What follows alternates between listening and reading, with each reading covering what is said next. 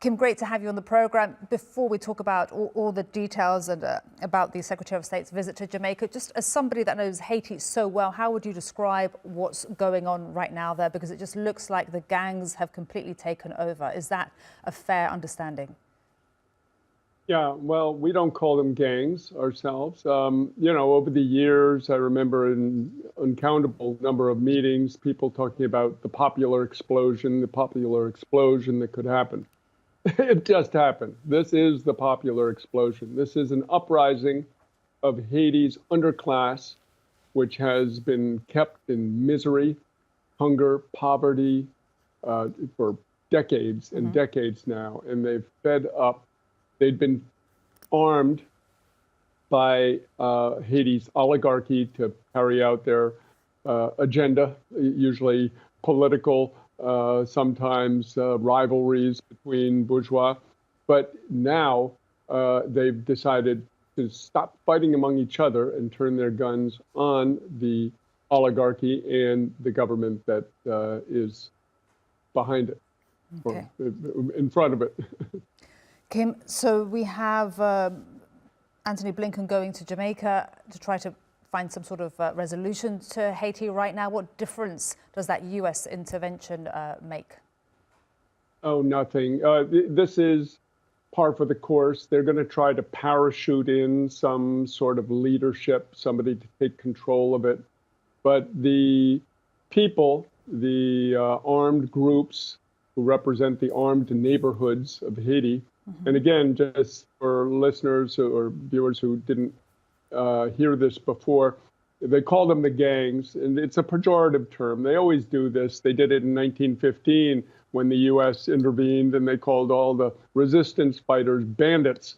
Now they're calling them gangs, but there were criminal groups, yes, but the leadership really of this Nous Vivons Ensemble alliance was the anti-criminal, was the vigilante groups, Jimmy Cherizier, Barbecue.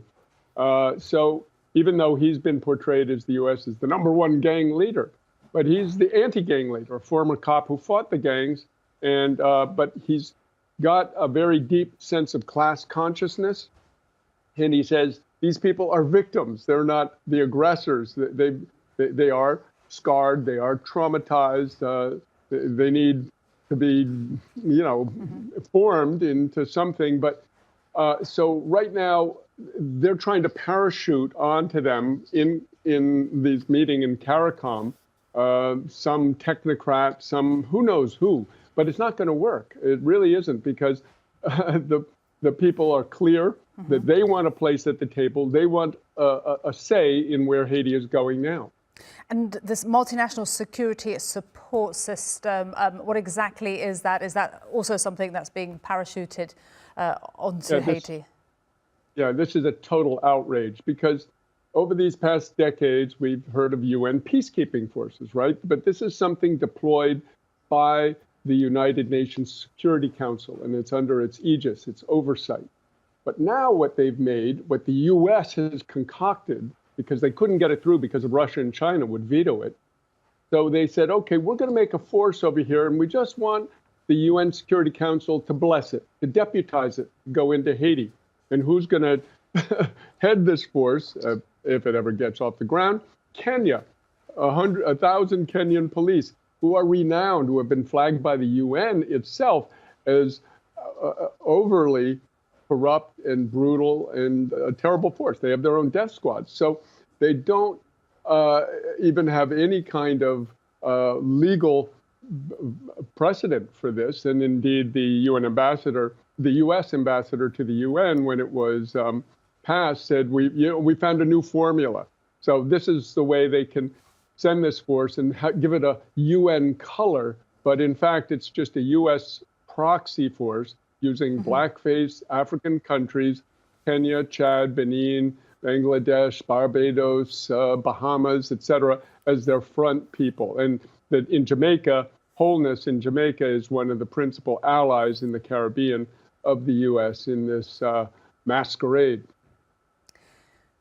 Kim, I hope to speak to you again about what's going on in Haiti.